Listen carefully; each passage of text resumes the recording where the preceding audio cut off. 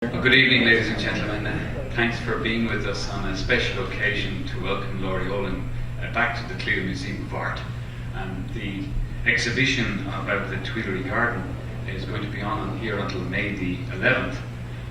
You've noticed we're very helpfully getting support to have the bottom runner on the front page of the blade that arrives each day for those who get it still in paper form, but it's also on the electronic version. And we need your help to encourage everybody to see this wonderful exhibition before Mother's Day weekend, ending May the 11th. We've got lots of activities between now and then that we hope you'll enjoy. Dick Putney has been the coordinating curator of this show, which we've organized with the High Museum in Atlanta and the Portland Museum in Oregon, where it will go next. And it's been a thrill to have Dick working on this with Claude Fixer, our designer, and so many others here in the museum.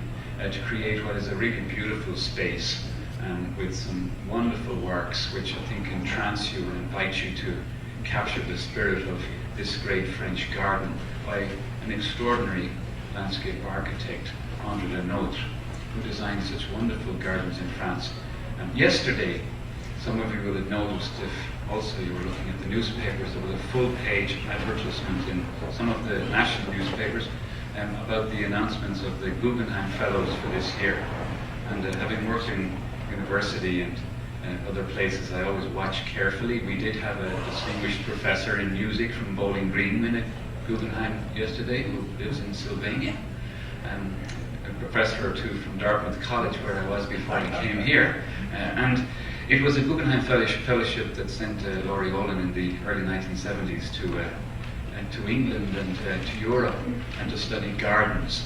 And the opportunity to study gardens, to enjoy gardens, which after the wintriest winter in Toledo history you're all loving, is what we're celebrating. So I want to invite Dick Putney to introduce Laurie Olin, but just to say for myself, I'm thrilled to meet him. His name is all over the files and over so much imagination about what we want to consider for our wonderful 36-acre campus here, and his designs that he's achieved in the past, which have been realized in the Wells Sculpture Garden, but also in other ways for this campus. I hope we can continue in the future. He says he loves Toledo, and that makes me proud indeed.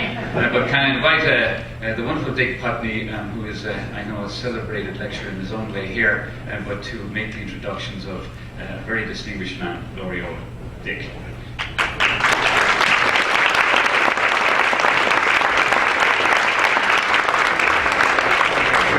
I could talk for hours about Laurie Olin. He's one of the most exciting people I've ever met in my life. We spent an afternoon today, which was quite wonderful. But I will tell you that he is a great educator. He heads the department at the University of Pennsylvania, which is essentially what the Vatican is for the Pope. The University of Pennsylvania in landscape architecture is the place internationally. He is a great writer and author. He is also a tremendous practitioner. He has done, you could go on, we talked tonight at dinner about things he's doing right now, some of which are private, he can't divulge them, but doing some extraordinary projects right now. I remember when you did the park in New York on 6th Avenue and how much that changed a neighborhood in New York City that was really at the end of its days. And he completely transformed Bryant Park in New York City. So he's a tremendous talent, wonderful to talk to, a very modest man for his incredible accomplishments. I'm proud to say that I got a drawing from him about Roman hydraulics, which I will treasure. And I want to share with you one thing he said to me tonight from Sigmund Freud. And with this I introduce him. Beauty is not necessary, but we can't live without it. With that, Laurie Olin.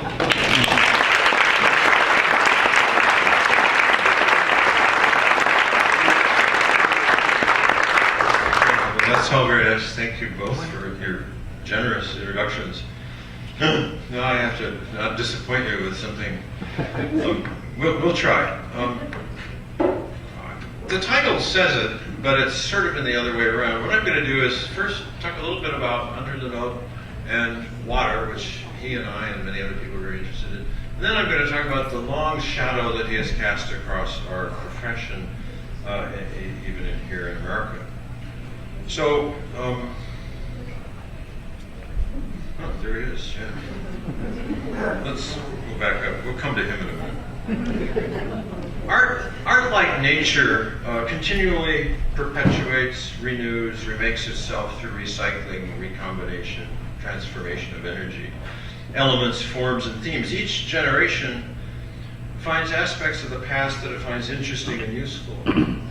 And artists, like historians, continually find in the work of their forebears material that's previously been overlooked or seemingly has been settled into the past or has been scorned. And they rescue it, it's reinterpreted or they reuse it. In some cases, this is overt, it's conscious, and the words and behavior of Picasso openly and boldly stolen, whereas at other times it's more surreptitious or it's even unconscious. Some take a minor aspect of earlier artistry and develop an entirely new and fresh body of work that changes the feel. Some great artists accomplish so much that they seem to use up all the possibilities for a time, not only establishing what comes to be a dominant style that stifles and overwhelms their successors for a period. André Le Nôtre was such a figure. One of the greatest artists ever to use the landscape as his medium, which is why there was such a celebration throughout France all of last year in honor of his birth. Lancelot Capability Brown in England in the 18th century or Frederick Law Olmsted in America in the 19th century were equally inventive, establishing conventions that still to a degree dominate taste and landscape conceptions of many in England and America today. The influence of Le Nôtre on subsequent generations, however, has been every bit as pervasive even today in recent design practice, I am going to assert, in America. Raised amid a community of craftsmen, surrounded by construction and royal works, by gardening and leaders in technology, science, and art, he was well prepared to embark on such a career. In his years of preparation and apprenticeship, Le Nôtre availed himself of the latest developments in optics and architectural theory.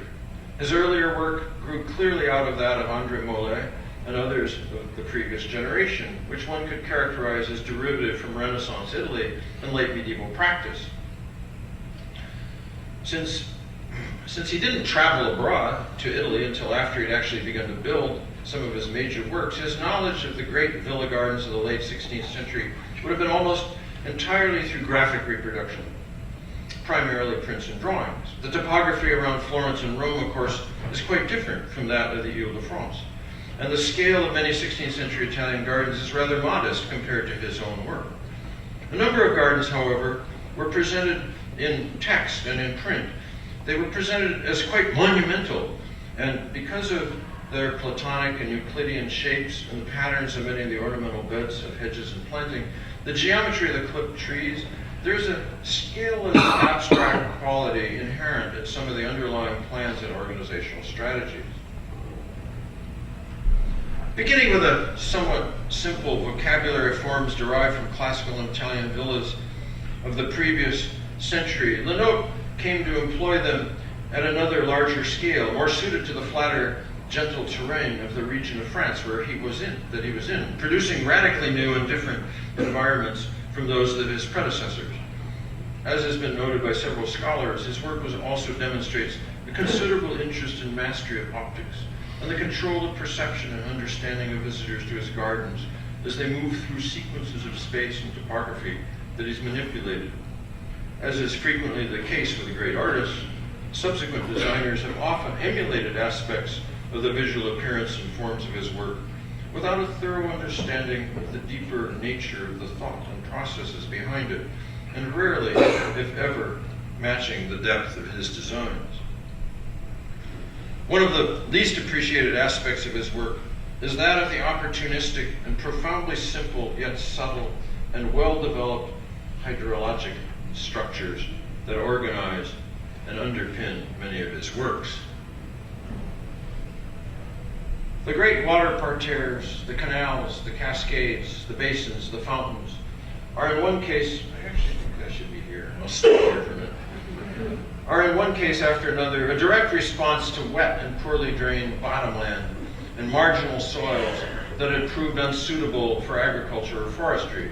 Here we go. The canals and basins that he developed at Fontainebleau, Versailles, Chantilly, Sceaux, and Vaux-le-Vicomte are in part drainage schemes to take advantage of formerly dismal bogs and swampy land that received water from the surrounding terrain and along marginal land adjacent to the modest regional streams and small rivers that he diverted and reshaped into well-drained terraces, canal gardens, and parks.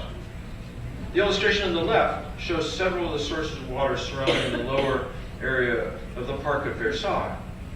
The late 17th century painting on the right, although, just a touch exaggerated for artistic drama, demonstrates the lay of the topography, which is difficult for most people to perceive today. Beginning with such fundamental infrastructure of topography and water, he then massed and arrayed trees to frame extensive spatial armatures and form virtual forest plantations, within which new topography he placed diverse parterres, episodes, and thematic events of art, sculpture, architecture, and services.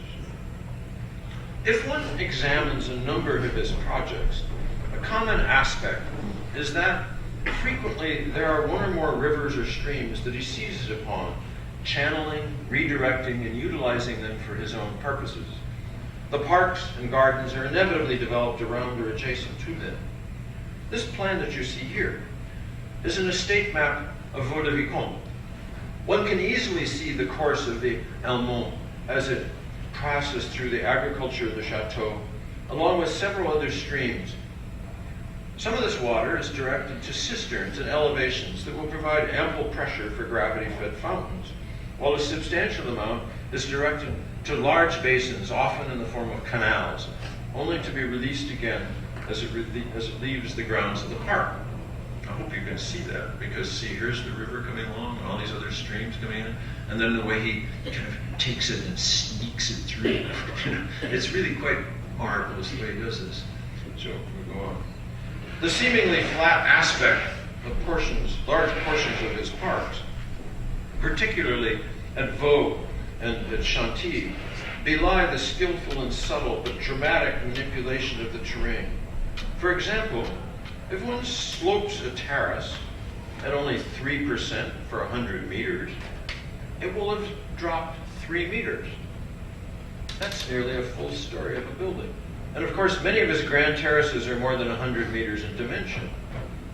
Consider this remarkable example. An early project of his at Fontainebleau that marshals water flowing from the vast forests of the region near the confluence of the Loire and the Yonne rivers that culminate in an extended canal that goes out of this photograph to the right, directing the water away to these rivers. As several scholars, such as F. Hamilton Hazelhurst, have demonstrated, his interest in the optical effects, when combined with his technical understanding of site construction, allowed him to hide and then suddenly reveal unexpected dramatic elements of his park designs, such as this canyon and cross-axis and with the canal with its grand ramps, exedra, and fountains. At a number of his chateaus, there are shifts in the axis that are not arbitrary, but often relate to different exposure for a residence, often southwest, or on an elevated spot or a promontory. We should have been looking at this, excuse me. Versus where the water is located in the direction of its movement. Likewise, variations in shape along the length of his canals is often not purely a device just for visual interest, but it's often done to accommodate the maneuver of boats in turning, something that's almost impossible to do in the narrow lengths of a long linear basin.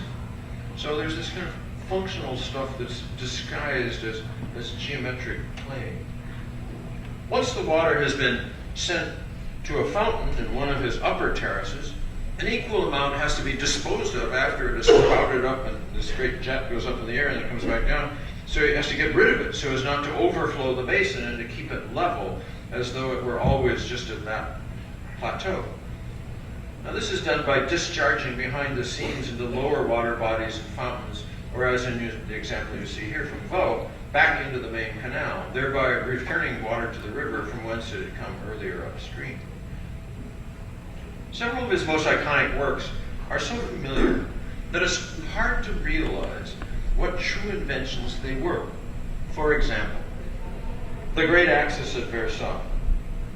One can scour sources, prints, drawings, archives, ruins, and discover that although there have been water basins and parks, even canals, since ancient Mesopotamia, no one had ever created a vast linear basin directly on axis with the principal facade of a country villa or palace that extended out and away to the horizon, such as he created for Louis XIV.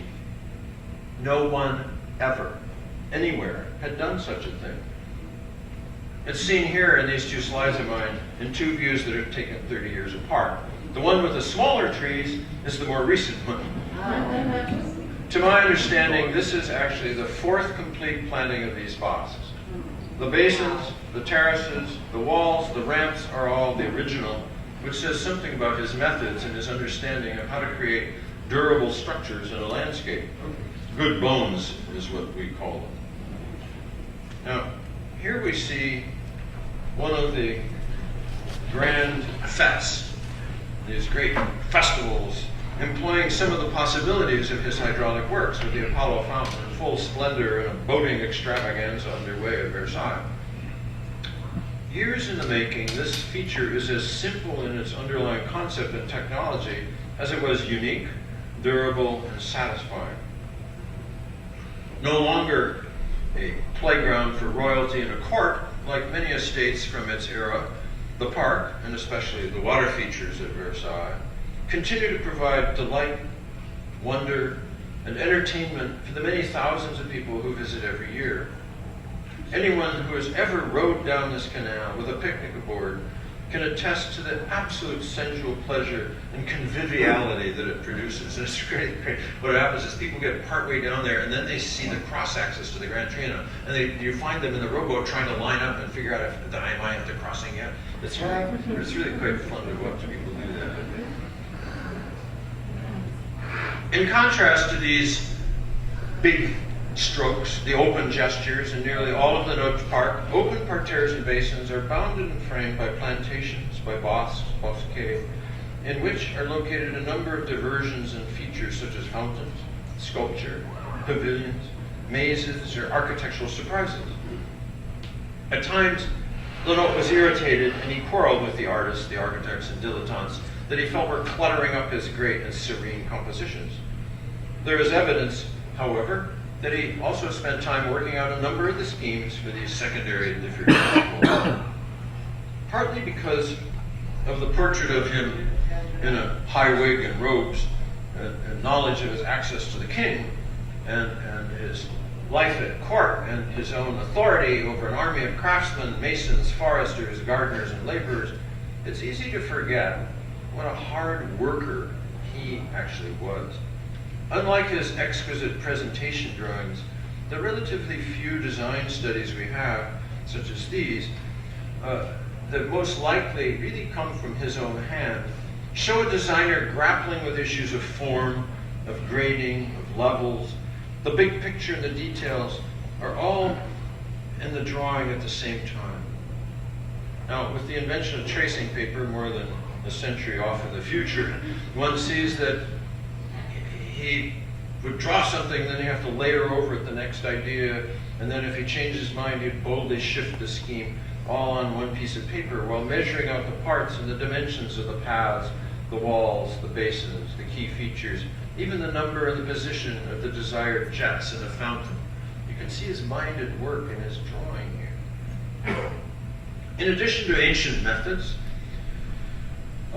such as gravity-fed hydraulics that we have from Syria and Iraq in the 2000 BC, and the employment of aqueducts, pipes, and cisterns that were set carefully at elevations so as to deliver the desired pressure to particular fountains at lower levels, technology was advancing rapidly in Europe as the great age of machines was beginning in the 17th century. This engraving, up above, is of the enormous machine, a great pump really, at Marly, that raised the water from the river far below to the upper levels, which then ran back down through the Cascades. Some of Le Nôtre's works really are exceptions to my earlier generalization that I made about the exploitation of marginal and poorly drained bottomland. In addition to Marly, another such exception is that at Saint-Cloud, just outside of Paris beyond the Bois de Boulogne, which sits on an escarpment above a bend in the River Seine. This painting clearly shows his use of a number of bodies of water for very different purposes.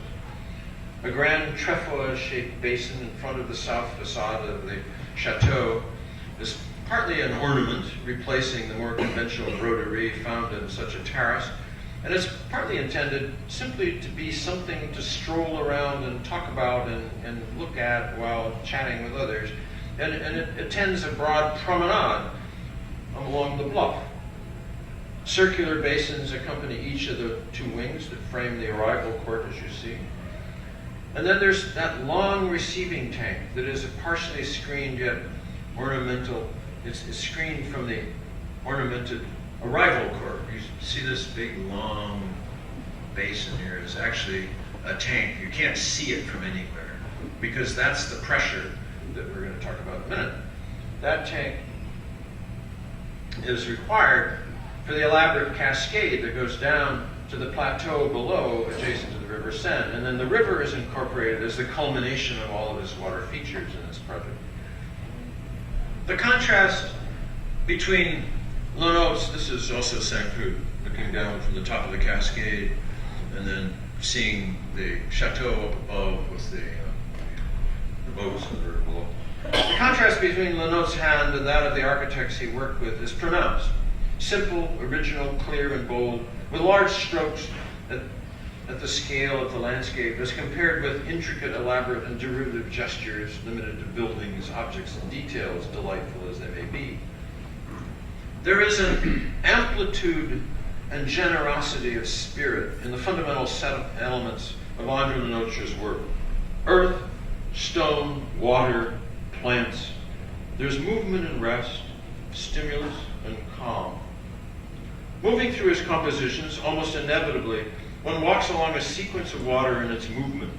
Time after time, he sets up axial relationships, invites one to enter into them, but almost never allows movement directly on the axis, but almost always alongside it, back and forth across it, turning this way and that, looking about, shifting relationships in the position of the elements and the forms.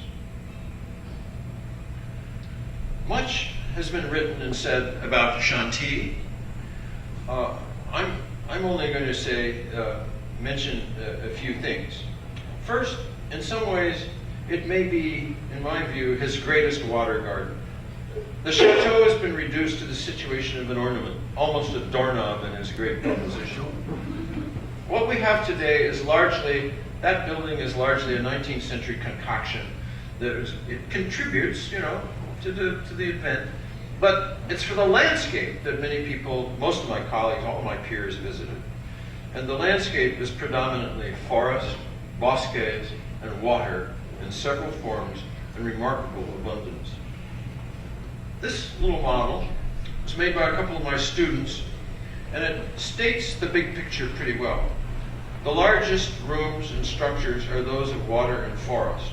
A third element now missing is that of the grand gardens and parterre, once on the plateau attendant to the orangerie and the jeu de pomme, left blank in their model. At Vaux-le-Vicomte and Versailles, Le Nôtre began with a river, in this case the Nonette. It's a significant tributary to the Oise, along with several streams and a marshy terrain adjacent in this case to an ancient chateau within a moat, which several of the estate maps and plans present in some detail. But you see the whole estate, and you can also see him taking this river and pulling it through and using the river. He diverts it and brings it to it. It's a huge, vast estate, but you can see how he works. What needs emphasis, however, is that the ambitious work of engineering was accomplished here. What ambition he had. As everyone knows, water runs downhill. To produce a parterre composed of large sheets of water requires that the plateau upon which they sit be absolutely flat, or at least appear to be flat, and B, truly flat for each of the several basins, and for them all to appear at the same elevation across the entire ensemble. One can only imagine how awestruck his contemporaries must have been by the exceedingly precise and totally calm and ordered scene that he produced here at a time in a world that was hardly peaceful and at rest, hardly neat or tidy. It must have seemed as if the theoretical infinitude and limitless extension of space envisioned in Descartes' second treatise on optics had taken physical form. Another masterstroke is to be found if one walks off to the west in the park, to the head of the canal, and to a location where an aqueduct brings the water from the nearby river. So what I'm talking about is if you leave the chateau and you walk off this way and walk around this basin and you come to this area in the far east. Here one finds a large, perfectly round, perfectly calm, still body of water. A mysterious pool encompassed by trees with only the statue of Flora, seen here in images made 25 years apart. Miraculously, an enormous, absolutely enormous waterfall gushes forth with no apparent source except for this perfectly calm, still pool in the woods. It is a fantastic event, a dramatization of the force of nature, of life itself bursting from the earth and flowing out, forming a grand avenue of water headed past the chateau and its parterres, eventually turning a corner and disappearing out of sight. In this park, Le Nôtre presents water and canals at different scales and in different contexts. Broad, narrow, moving, still, horizontal, vertical, quiet, loud, in bright sunlight and in dim shade. A mercurial presence with hardly any structure and no color of its own, water is capable of conveying many moods, depending upon its context and how it's presented. As with any truly great landscape, one should experience these gardens in all seasons. As autumn turns to winter, the ponds and canal take on a chill that deepens the sense of the world gone into hibernation, of Persephone far underground in Pluto's lair. The classical statues and their ancient tales seem more relevant somehow. At such times, one feels in these elemental works the spirit captured by Auger in his haunting photographs made of their neglected state in 1925, their beauty, their structure, and their internal water. Well, shifting gears, the long shadow of André Le Nôtre's influence extends through time and across continents, from Russia in the east to America in the west, with derivative works in Italy, such as here at Caserta, north of Naples, in Holland and Het Loo, in England and at numerous great estates such as Hampton Court or Brougham Park or Chatsworth prior to the work of Lancelot Brown, and what became a concerted effort on the part of the British to create parks that were seen as confrontational opposites to the work of Le Nôtre. I mean, his work had such influence, people said, I'm going to do something that's not Le Nôtre, which was really, it's hard to do too. Well, for several hundred years at estates, palaces, and country retreats in Germany and Spain, Poland, Austria, and even in America today, his influence is felt. Here in America, this influence in many works, it can be seen in many works, public and private. And it hasn't really been remarked upon, I don't think, except with a few exceptions, in part because the influence has most often been at the level of fundamental organizational strategies and elements, and rarely in terms of the decorative or programmatic devices, such as sculpture, architectural follies, or decoration, that are often associated in people's minds with his parks. But early planning projects in the American colonies for several influential cities developed in the 17th century, such as Williamsburg, Savannah, and Philadelphia, these things exemplify Enlightenment rationalist layouts, in large part derived from French and Italian precedents. Now, this doesn't look like Le Nôtre, but here we have the enlightened regularity, order, reciprocity, equality, etc. geometry. Following our revolution at the end of the 18th century, the federal government decided to build a new capital for the nation. The plan that resulted was heavily influenced by French Baroque strategy and reveals familiarity with the Plan of Versailles and other 17th century French works, especially those of André Le Nôtre. Despite the fact that the sponsors were in large part descendants of the English aristocracy, one should remember the close ties between the colonies and France, especially following the events of our revolution. Afterward, as we attempted to produce a workable democracy in government, when both Benjamin Franklin and Thomas Jefferson spent considerable time in Paris as ambassadors. President Washington and Congress assigned to Thomas Jefferson the unenviable task of creating a city in a terrain that embraced an estuary with considerable marshland at the confluence of the Potomac and Anacostia rivers. Jefferson engaged Pierre Charles L'Enfant, an architect and engineer who'd served under Washington in the Continental Army, and whose family had been involved in construction at Versailles and elsewhere in for the French crown, to assist in the survey and layout of the new capital, loaning him an extensive collection of folios, maps, and plans of European estates and architecture from his own private collection, the bulk of which he'd acquired while in France. Jefferson sent him the sketch that you see here on the left, indicating where he thought the governmental center should be and the general urban surrounding. The plan that emerged was a Baroque composition that exploited the topography and oriented the city in a manner reminiscent of that of the plan of the Chateau of Versailles. The location selected for the legislative houses of Congress, the Capitol building, was to occupy a hilltop position analogous to that of the principal block of the Chateau, and the president's residence, the White House, took the position of the Grand Trianon. The vast axial expanse that extends westward below the Capitol was envisioned as a vast tapis vert lined with pavilions or lodges for foreign legations and administrative departments. The tidal marsh it was located in was drained into a canal for water transport of goods to the new city. To the bafflement of tourists and drivers trying to navigate the metropolis ever since, the bulk of the city itself was conceived as analogous to the surrounding plantations of Le Nôtre's chateau, and overlain with a street network similar to the rides and rond points of a vast pochette of forest. 60 years later, Baron Haussmann and his landscape architect Adolphe Alphon used the same strategy to reorganize the medieval fabric of Paris as well. During his term as president, with development in the new city slow and quite patchwork in the quality and in its density of the diverse structures erected, Jefferson attempted to reinforce the organization of the plan personally, becoming involved in the layout and planting of alleys of trees, notably of using quick-growing poplar trees. These are Lombardy poplars in Jefferson's hand, you see there. A tree particularly associated with the French countryside and a number of Le Nôtre's gardens. The detail and dimensions that he envisioned are seen here in letters that he sent to the official who was charged with public works.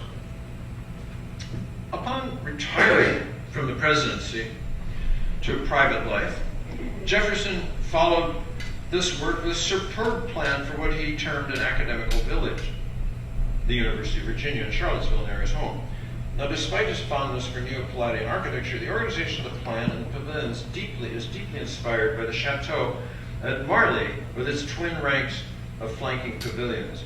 Only in Jefferson's scheme, the chateau at the head of the table is replaced by a library in the form of the Pantheon. Well, today there is some doubt about how much, if any, involvement there really was at Marly on the part of André Le Nôtre. In Jefferson's day, it was assumed that he'd had a hand in its layout. This particular composition has been an extremely influential, iconic model in American campus planning and design ever since, with numerous derivative works, such as examples as may be found in distinguished institutions such as Duke, MIT, and Caltech. Here you see Caltech on the left and MIT on the right, both basically the plan at Marly. Following this work at the beginning of the 19th century, a further subtle and likely unconscious influence of Le Nôtre upon urban America is in the planning and layout of a number of towns and cities as immigrants flowed west. Detroit, Michigan, Indianapolis, Indiana, Madison, Wisconsin, among others, are organized according to Baroque principles with multi-centered plans such as can be seen in one scheme after another, at times only faintly reminiscent of their 17th century predecessor. while often rudimentary in their application, the tendency to use large patterns of geometry to organize new tracts of land with its echo of French Baroque was used often in the establishment of new communities across the West. In a few rare instances, such as that of the Chicago Prairie School architect Walter Burley Griffin's competition-winning entry for Canberra, Australia in 1912, such geometries and hydrologic and topographic strategies reached a new scale.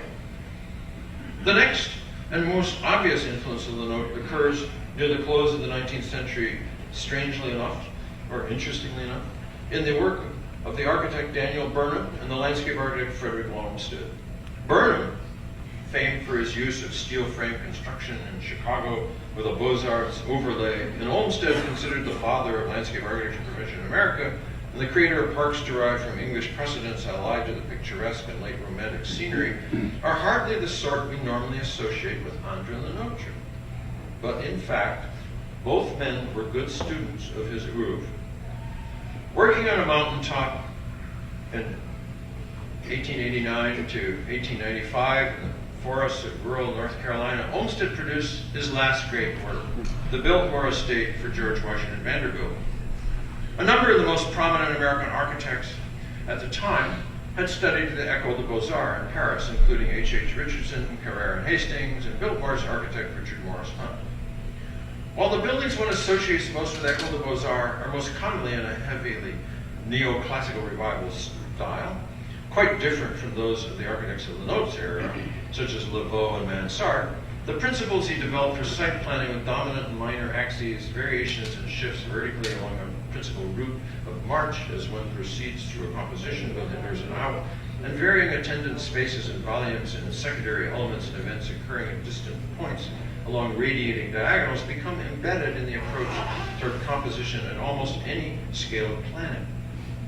As in several of Le Nôtre's compositions, Chantilly, Sceaux, Fontainebleau, the main axis of the garden at Biltmore, which turned out to be very French and very Mansardish in the hands of Richard Morris Hunt.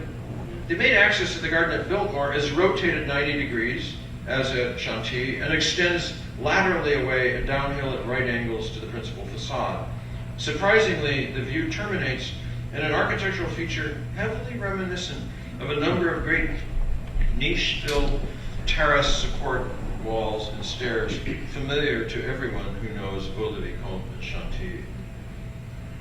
While the terraces and alleys that Olmsted produced at Biltmore may seem unexpected, it should be remembered that in virtually all of his great parks that are renowned for their supposed, and I hate to use the word, informal qualities and naturalism, another hateful word, there are important portions that are passages of strict geometry and architectural order.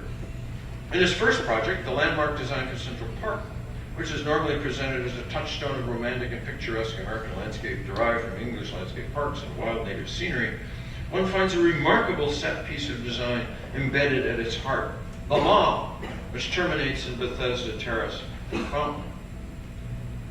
This unexpected promenade is lined with ranks of American elms, 6 actually, and populated with statuary representing historic literary figures, terminating in a monumental stairway and fountain terrace open to a lake beyond, culminating in a view to what is presented as a wilderness across the lake, a translation from the Euclidean order and Descartesian infinitude of Le Nôtre to a different concept of the absolute. Often in Olmsted's work, we find a moment, a destination and climax of sorts that utilizes fundamental strategies derived from André Le Nôtre, inevitably with very different programmatic apparatus, even while striving as well for a generous gesture of release toward a broader landscape in a vast space. At the Music Terrace in Prospect Park, in place of the 19th century statues of the Queens of France as in the Luxembourg Gardens, were located a number of composers. And rather than a tribute to the Sun King's mother and the vista toward the water distance, as in the basin of Latona at Versailles, the self-referential Apollo fountain at the bottom of the Tapis Vert at Versailles. Instead, at Prospect Park, Olmsted places a statue of the recently fallen leader, President Lincoln, who looks out to the sunset across the vast sheet of water. So even the Olmsted offers this park-like design for for the United States Capitol grounds in Washington, D.C. incorporates a grand Baroque stair and radiating avenues congruent with the earlier L'Enfant plan. So as the 19th century drew to a close, American interest in European architectural styles of earlier eras became pervasive in architecture, garden design, and in urban planning. Numerous architects toured the continent. Several who became leading figures studied the École des Beaux-Arts in Paris. One result was the Beaux-Arts-inspired phantasmagoria of the World's Columbian Exposition in Chicago in 1893. Now, while this amalgam of pavilions, lagoons, terraces, and plazas had little, if anything, to do with the word Le Nôtre, it initiated collaboration between Daniel Burnham, the inspirational leader of the team of architects, and the Olmsted office. Olmsted had visited France on several occasions, carefully registering what he saw. His last trip, just prior to his engagement on the Biltmore estate, he took his young son, Frederick Olmsted Jr., known to the family and friends as Rick, to visit the sites and to show him the work of earlier eras. Subsequently, Olmsted Jr. served an apprenticeship in the field on construction at Biltmore, which I mentioned earlier, and prior to his commencing academic study of engineering and design at Harvard. A few years later, when his father was declining into dementia, the younger Olmsted took his father abroad to distract him, spending more time revisiting France and the great parks and gardens. And soon afterward, in 1902, Charles Moore, on behalf of Senator McMillan from Michigan and his committee, asked Frederick Olmsted Jr. to organize a team of architects and artists to redesign the mall and the monument grounds of the nation's capital. Olmsted then turned to several of those most responsible for the Columbian Exposition and asked Burnham and Augustus St. Gaudens to join him. Now, the mall, originally seen by Jefferson and L'Enfant as a great axial shaft of space, organizing a collection of important structures, architectural structures, had, by the mid-19th century, been redesigned by Andrew Jackson Downing and Calvert Vaux into a picturesque park and arboretum. You see Vaux's drawing up above in the photograph from the monument of what it had become at a certain point. By the turn of the century, it was a complete jumble, and a movement developed to rethink and rebuild it. One of the first things the Macmillan Commission's designers did was to set off to Europe to look at examples and precedents for such a task. And while they visited a number of countries and historic cities, it was France, especially Paris, and a number of chateaux in Ile-de-France that impressed them the most. And upon return, the plan that was produced only in a matter of weeks almost reveals not only the Beaux-Arts training of many of the participants, but also the deep influence of André Le Nôtre. Referred to as the kite plan, because it's sort of shaped like a kite, I guess, the large structural moves and the elements are reinforced by particular gestures. Most apparent are the geometric clarity of the two main axes framed by a sequence of civic and monumental buildings, the enormous twin alleys of American elms, the creation of the peninsula and lagoon, and two new monuments, one to Abraham Lincoln, one to Thomas Jefferson, who was instrumental in initiating the city and the ensemble. Now, since there had been disappointment in the earlier situation of the Washington Monument, this scheme proposed terraces, a grand stair, basins and niches, and sculpture that may seem remarkably familiar as an arrangement and conception to anyone who has been to Chantilly as you approach and descend to the great water parterres. Burnham, who developed a deep interest in city planning, embarked on a number of projects with Edward Bennett, who studied at the École des Beaux-Arts and was one of the founders of the city planning profession in America. Together, they developed a plan for the city of Chicago between 1906 and 1909. It was a monumental work of enormous influence, and it was imbued with a number of post-Leon characteristics, in a manner similar to those employed by Adolphe Alphand and Baron Haussmann in Paris, as you see during the Second Empire. That's the Bois de Boulogne as it was before it became anglicized, and you see the strategies that I've been referring to. Anyway, what they did was, you see, Bennett and Burnham arranged railroads and highways radiating from the heart of the city, which they then overlaid with a series of boulevards, parks, and streets connecting the parks and satellite communities within the region. The conception and substitution of civic buildings for chateaux and blocks of buildings and urban fabric for plantations in the translation of private country estates designed for the retirement of an aristocracy, transforming those into urban compositions for a democratic society is characteristic of numerous plans of this era. Two remarkable examples of this are their proposals, Bennett and Burnham's, for a new government center in Chicago above, and their earlier plan of theirs for the city of Manila in the Philippines in 1905. 10 years after the Macmillan Commission's plan for the heart of Washington, D.C., the city of Philadelphia embarked on an ambitious scheme to radically alter a portion of the city with a grand parkway derived in part from the geometry of Le Nôtre's grandest boulevard, the Champs-Élysées, which leaves the Tuileries and heads west toward Versailles, as it evolved by 1890, when the upper photograph was taken. That's the Champs-Élysées above in 1890, and that's the parkway in Philadelphia. Striking a great diagonal from the center square of the city with its seat of government, this avenue with attendant gardens stretched to the banks of the Schuylkill River and to Fairmount Park, the largest urban park in the nation. The designer was Jacques-Henri Auguste Gribier, a landscape architect trained at the École des Beaux-Arts. Gribier first came to America in 1910 to produce gardens for estates in New York and Pennsylvania. The most famous of which was White Marsh Hall at Windmore outside Philadelphia, you see here, for the industrialist Edward T. Stotesbury. A stunning, if totally derivative work, it secured him the commission for the Benjamin Franklin Parkway, which began construction in 1917.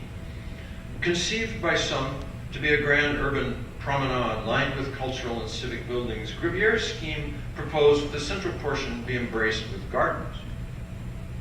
The economic cycles of the following decades and changes in planning and design attitudes resulted in only the construction of monumental public institutions in the Beaux-Arts style around Logan Circle. There's a copy of Gabriel's twin buildings, the Place de la Concorde. One is the public library and one is the civic court, right facing it. Anyway, on the side.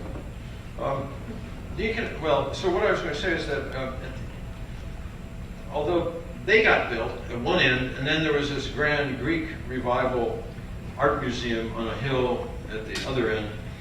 With the exception of those, the only other thing that happened along this parkway was this unexpected bijou, that of a small museum devoted to the works of Auguste Rodin, designed by another French Beaux-Arts architect and educator, Paul Fidecray, who had come to head the School of Architecture at the University of Pennsylvania.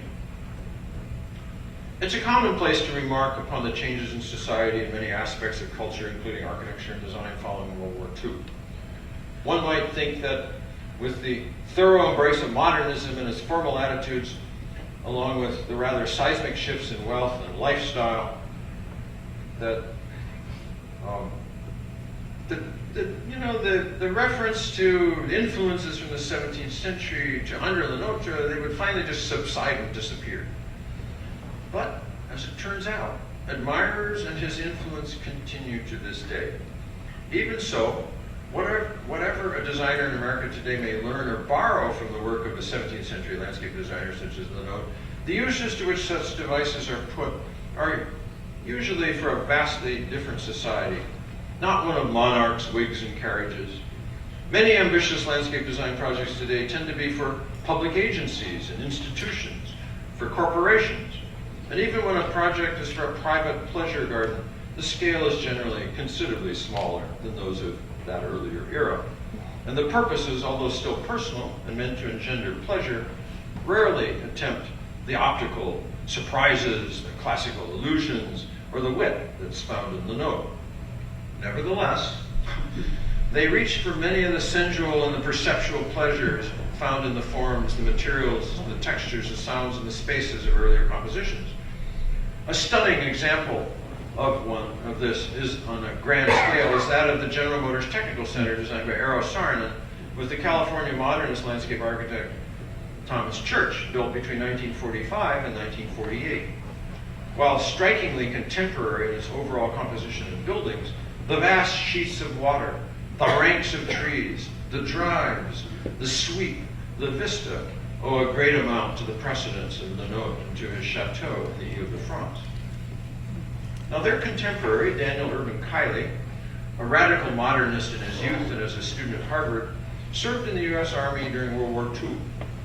And despite being tasked with the design and construction of the courtroom and facilities of the Nuremberg trials and the Nazi leadership in Nuremberg, he took advantage of having a Jeep at his personal use, and this young landscape architect drove around the Ile-de-France, where he was stunned by the chateau that he saw and the gardens that he visited.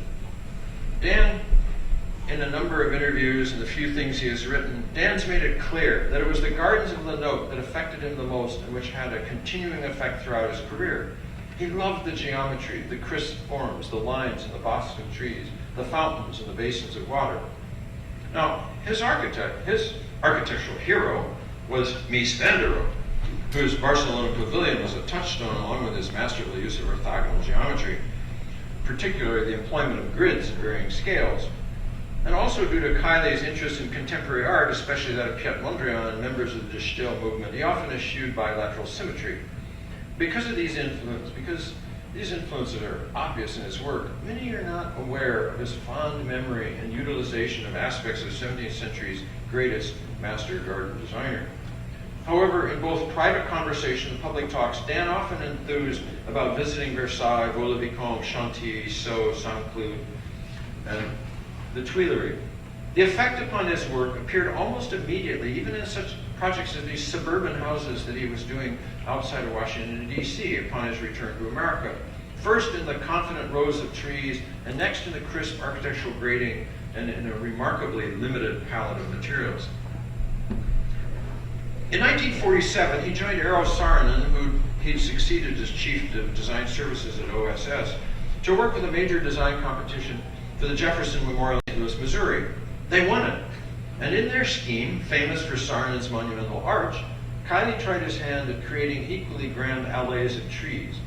The sweeping curved lines that he employed may at first prevent one from noticing his strategy in this work. Unable to use Lombardy poplars such as the majestic rose he remembered from Sceaux, he used American green ashes that also grew rapidly into a tall, stately form, planting them so close together that he would ensure that they grow upward to the light. Their next significant collaboration was at the Miller residence in Columbus, Indiana, done between 1956 and 1958. It's considered a masterpiece of mid-century American modernism. For this private home and grounds, for the owner of Cummins Engine Works in a small town, Kiley developed a planting plan with intricate interlocking arrangements of plants, paths, terraces, and neatly geometric grading.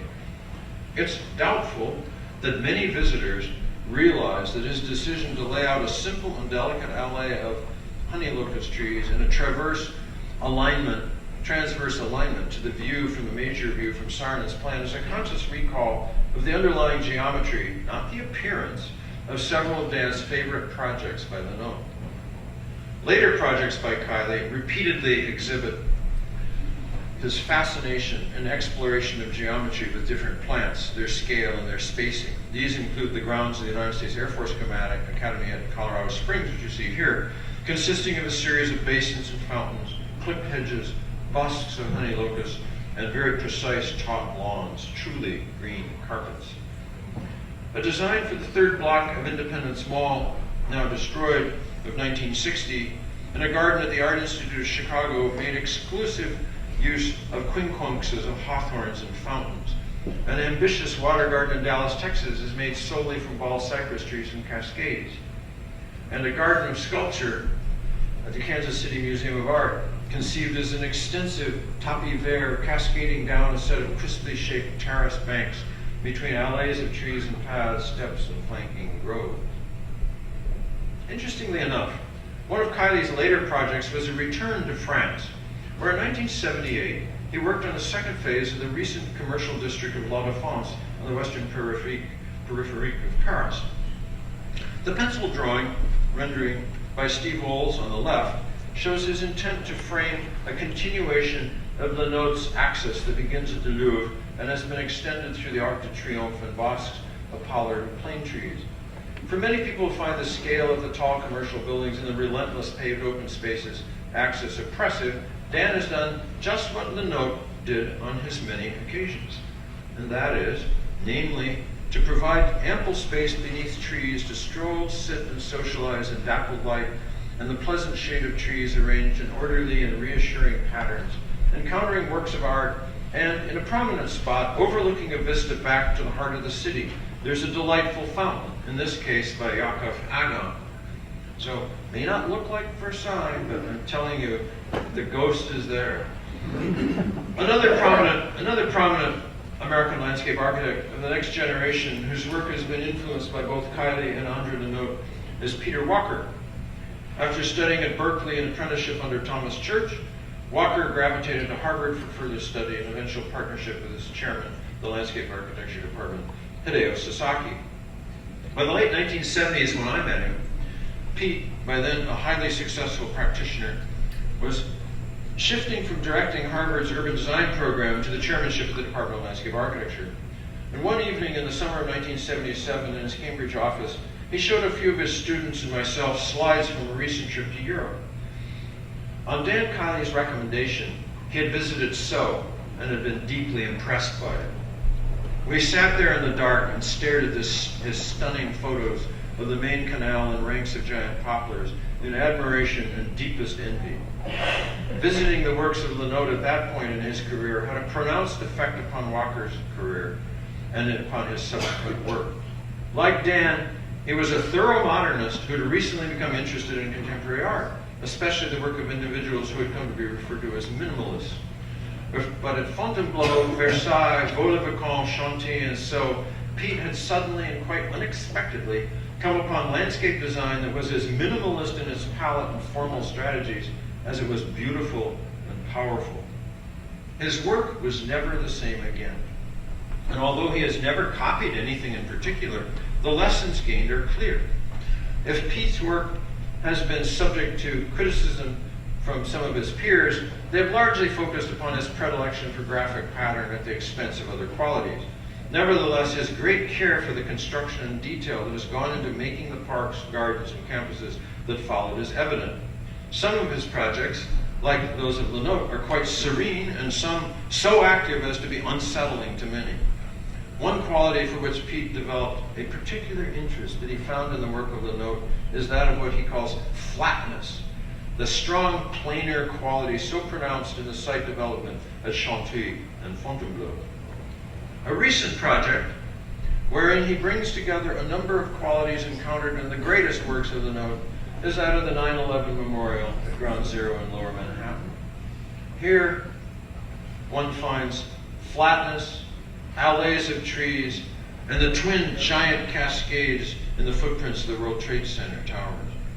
One can almost think of it as Chantilly or another of the great chateaux turned inside out, imploding rather than expanding outward. It should also be noted that in the interest of building well for a sustainable future, a number of my colleagues and I have come to see Le Nôtre's underlying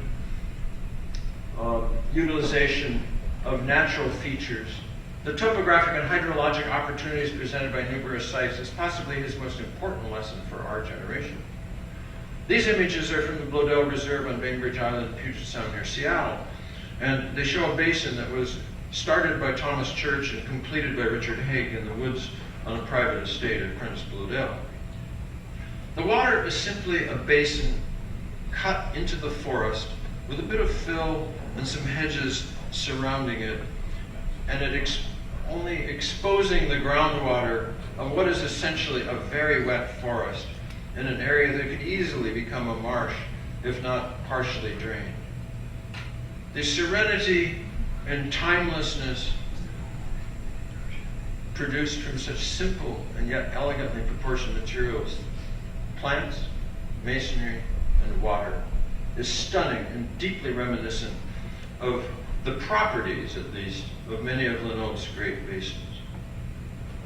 And finally, while it would probably be preferable for someone else to do this, I'm going to present a few instances of my own work in that they may illustrate the pervasive influence of André Le Nôtre today, sometimes unconsciously and other times overtly so.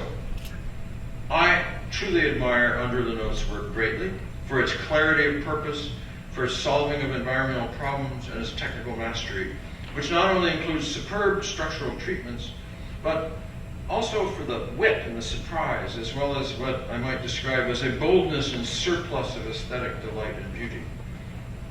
An early urban project of our office was the redesign and transformation you've heard of earlier of Bryant Park in New York City.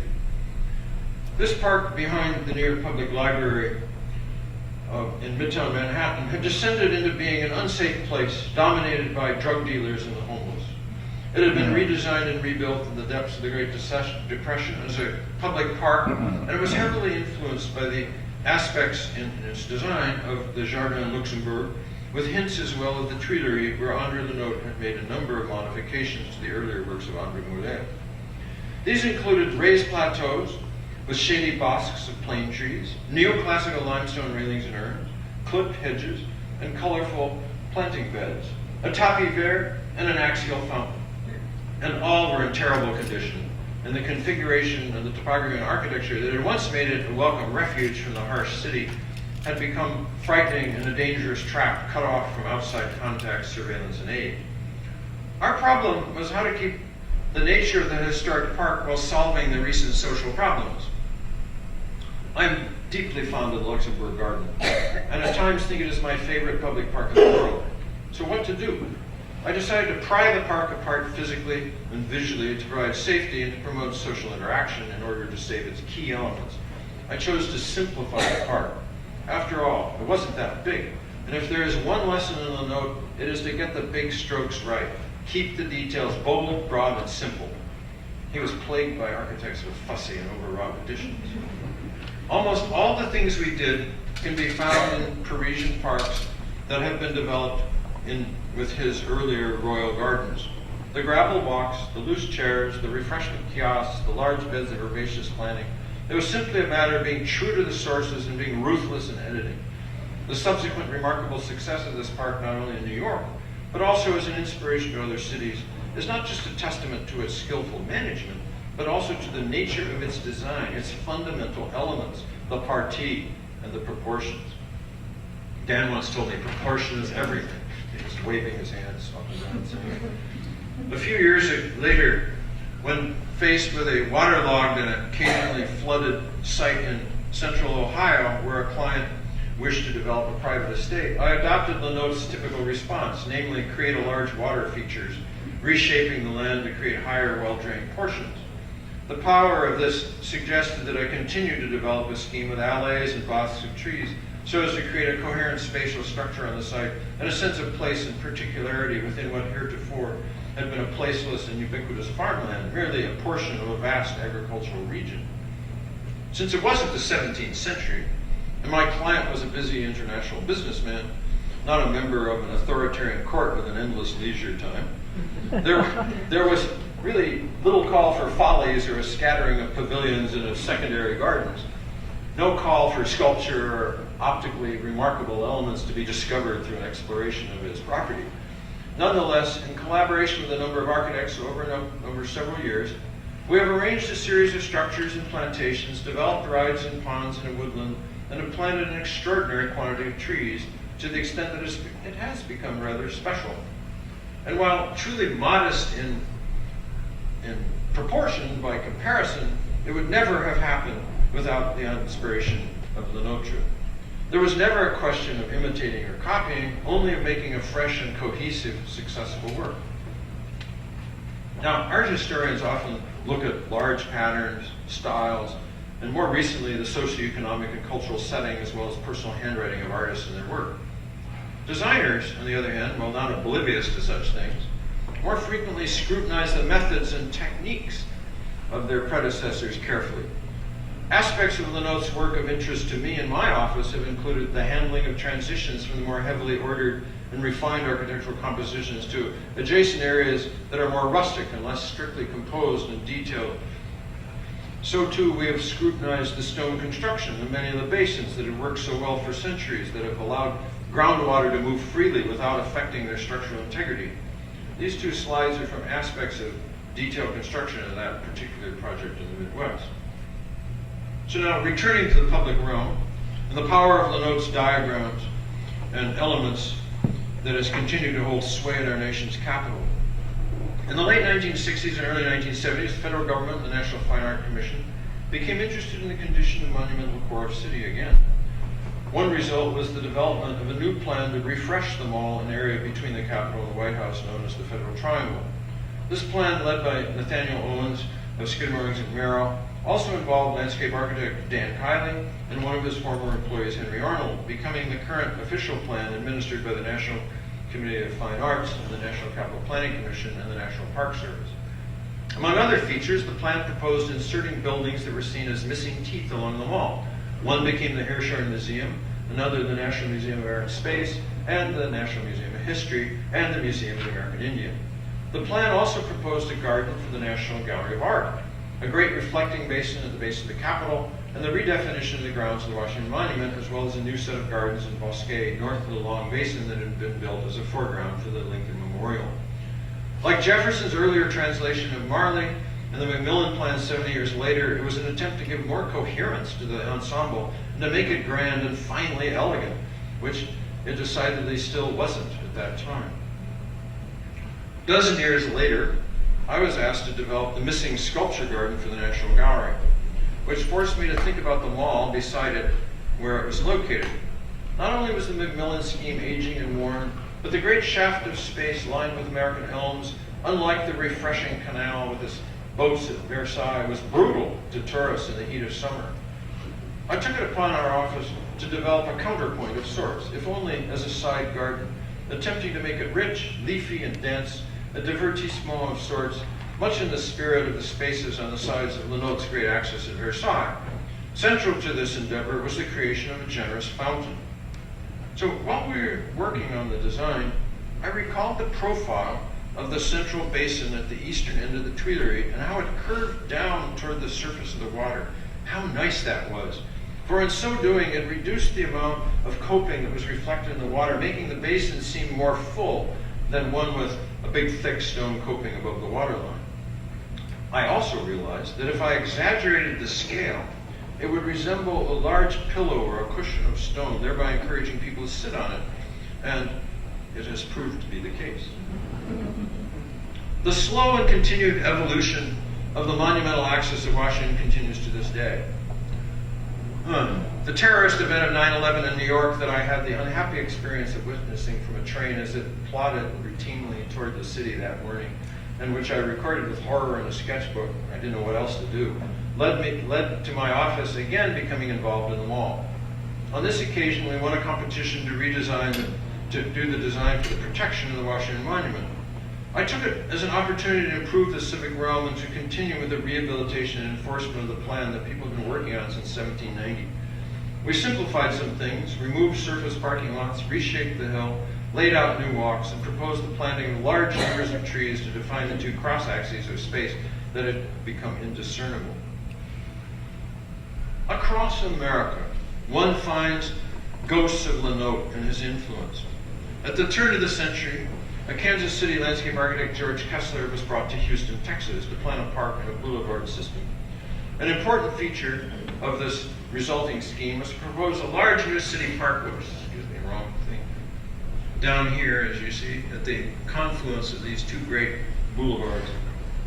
It's called Herman Park, that led to different portions of the developing city. Kessler's plan proposed, as you see in the drawing on the right, it proposed extending these corridors into the park as an axial organizing element, beginning with a round point containing an equestrian statue, of course, and continuing into the park with an elongated basin flanked by groves of trees leading to a naturalistic lake in a manner similar to that of Olmsted at the end of the Great Promenade in Central Park. These water bodies were in part a response to the fact that Houston, located so near the Gulf of Mexico, is extraordinarily flat. Historically, large portions of this region were either wet prairies or bald cypress forests, interlaced with meandering streams and bayous, and thus two creeks and a bayou traversed the park. Like Le Nôtre and Olmsted earlier, Kessler proposed resolving drainage issues with a sequence of designed water bodies. Well, when my office was asked to develop a plan to restore the park, which was in an advanced state of deterioration, there you see it being laid out up above in 1914. Then you see the state I found it in. This pond, intended to be a gracious approach into the heart of the park, had evolved into a hopeless giant mud puddle. I propose that it be transformed into something more like what I perceived the intention and the inspiration to have been, namely a well-proportioned and elongated reflection basin leading to a broad lake. And I am happy to say this has been accomplished. The basin today has some of the amplitude and architectural clarity needed. Parallel to the basin and new walkways, we added additional rows of live oaks on the adjacent plateaus. A heroic statue of Sam Houston, leader of the Texas Pioneers' decisive victory at the Battle of San Jacinto, that assured them of their independence from Mexico, stands at one end, and an obelisk commemorating the battle on a terrace with fountains we designed is at the other. As in several chateau gardens of Le Nôtre, which once served as a private pleasure gardens for the aristocracy, where one now finds people rowing, as I showed you earlier, so too here in Houston, the forms and the elements lend themselves to contemporary enjoyment and to other diverse activities. Now, also during the past decade, our office has been engaged in trying to carry out, if not finally make more complete, the Benjamin Franklin Parkway scheme in Philadelphia I mentioned earlier. Working with a private foundation, we developed plans for the rehabilitation of planting for the avenue, the squares, the circles, the reorganization of several traffic elements, and the addition of a number of structures for civic institutions and residences. As a result, Logan Circle with the Swan Memorial Fountain and the Rodin Museum and grounds, we've restored and we've revitalized them. On another key block, the city was able to attract one of the greatest private collections of late 19th and 20th century art, the Barnes Foundation, to relocate to the Parkway as we had suggested. The design of the building by Todd Williams and Billy Sen is a handsome modernist work of art that contains a stunning quantity of superb paintings by Cézanne, Matisse, Renoir, Picasso, Braque, Courbet, Rousseau, and others. Given the Gallic nature of the institution and the pedigree of the Parkway, it seemed only fitting that the immediate landscape design should partake of echoes of memories of aspects of the original source of inspiration, which, as I have shown, was the Champs-Élysées and the Tuileries. In doing so, we retained rows of plane trees and created an anteroom between the gallery entry, between the boulevard and the gallery entry, and which we furnished with gravel and horse chestnuts beside a reflecting basin and lilies, followed by a sequence of spaces where one moves first one way and then another between evergreens and then finally beside water before entering. It looks nothing like any project of André Le Nôtre, and yet there are material and sensory properties one learns from and associates with and abstracts from his work. It's nothing like him, and yet one can't help thinking of him when working in places like this. One aspect of the gardens of the 17th century, and especially of Le Nôtre's most famous works, that has not been absorbed in America is, however, that of broderie, the elaborate designs of evergreen shrubs and of flowering herbaceous plants that were employed across acres of terraces and plateaus.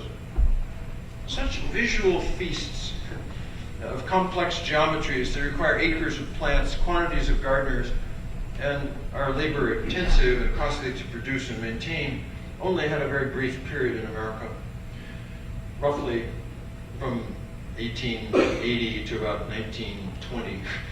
That brief period at the turn of the century that the First World War brought to an end. In an interesting exception to this general phenomenon, our office recently created an installation of a planting scheme suggested by the 20th century artist Saul LeWitt for the Philadelphia Museum of Art, and it happens to be the culmination of the Benjamin Franklin Parkway of Jacques Rivière. Well, as one sees, there are many examples in America, whether complete or only partial, of architectural and artistic ideas for the composition and qualities of landscape design that were set forth by André Le Nôtre and that have continued to inspire generations of designers and those with the resources to create inspiring gardens and landscapes on their personal estates or as significant additions to the civic realm. As I've implied, such ambitious landscape ventures take many years and hands, as well as significantly determined will and resources to reach an acceptable degree of completion. And although not overly common, they do continue to occur. As I hope I have demonstrated, not only was André Le Nôtre a landscape architect of genius, one who had a pervasive influence upon his contemporaries and subsequent generations of designers in France, but also centuries later, even in America, where his work has been admired and studied since our beginning. Each generation finds aspects of his work that is helpful or inspiring. At times, it has been the strong, often singular organizing diagram, the axial relationships. At others, it has been the fundamental palette of materials with superb proportions and sequence of spaces, or even the elegant yet practical techniques of construction that one finds throughout his creations. And finally, it has only been with a renewed perspective of building well for a sustainable future that a number of my colleagues and I have come to see Le Nôtre's underlying utilization of natural features, the topographic and the hydrologic opportunities presented by numerous sites, as possibly his most important lesson for our generation. His work remains as inspiring, as timeless, and as beautiful as ever. It has been a pleasure to participate in a celebration of his birth and to share this with you. Thank you very much.